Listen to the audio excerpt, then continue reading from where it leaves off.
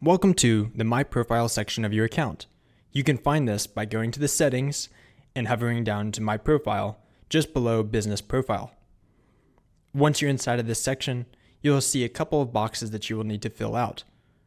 You'll also have areas that you can come back in future dates to make changes to your personal account. First things first is the personal data.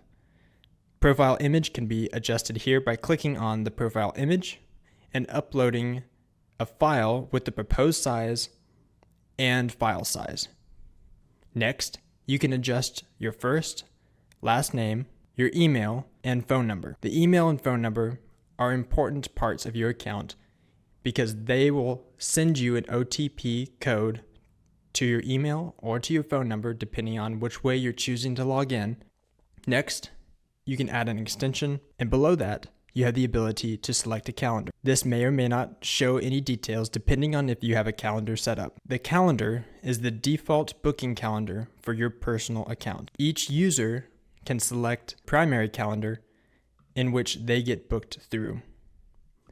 This will affect and impact workflows, automations, and other parts of the account when you send out your calendar.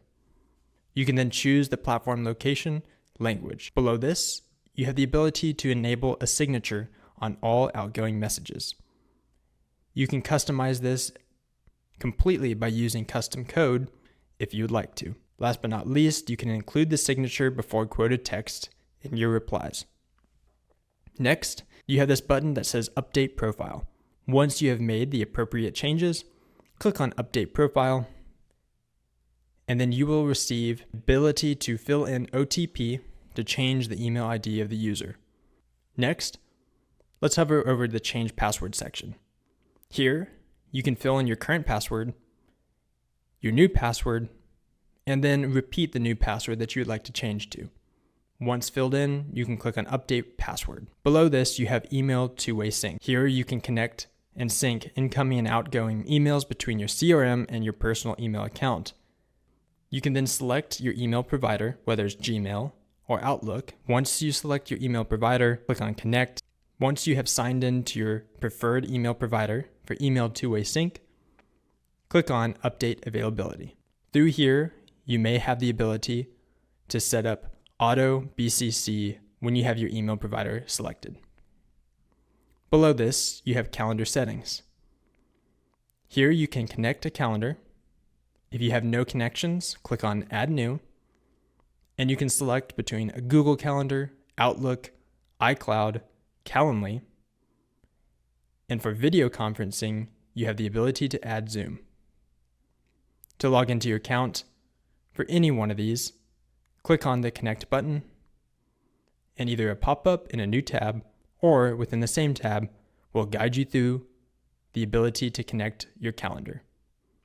Once you've connected your calendar, exit out of the pop-up, and you will see your connected calendar in this section, and you can make appropriate adjustments based on the settings available. The same thing occurs for video conferencing. Click on Add New, click on Connect to Zoom, and log into your personal account to help generate unique meeting links for your calendar settings. Below this, you have user availability. You can select your preferred meeting location, move it from custom, connect with Zoom. If you have your Google account connected, you can click on Google Meet. You can select a full address or a phone number as your preferred meeting location.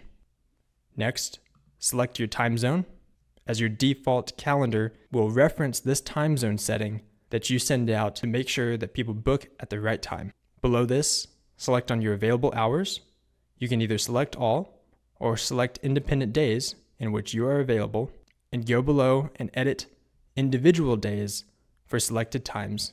To make it easier, once you have made an adjustment, you can then click on Copy, and it'll copy and duplicate that setting for the rest of the days.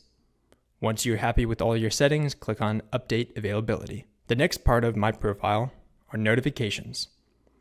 Hover up to the very top and click on Notifications.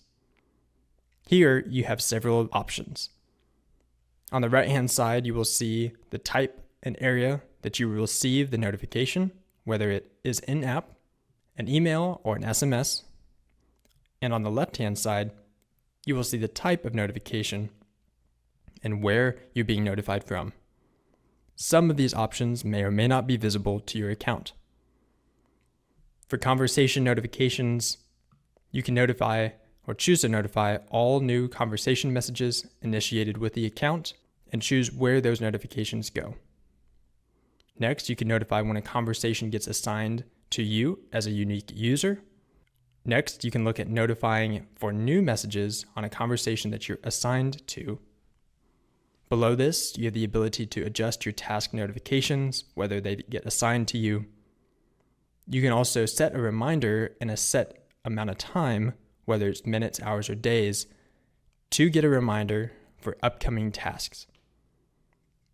You can enable this for email, for SMS, or disable it altogether by unchecking all boxes. You can then send a daily summary of due tasks at a set time, as well as overdue tasks at a set time. For WordPress, if enabled on your account, you can notify when a new WordPress service is launched. On Facebook, you can notify when a new review is received, and same details are available for Google. Once you're happy with your notification settings, click on Save in the bottom right-hand corner of your account.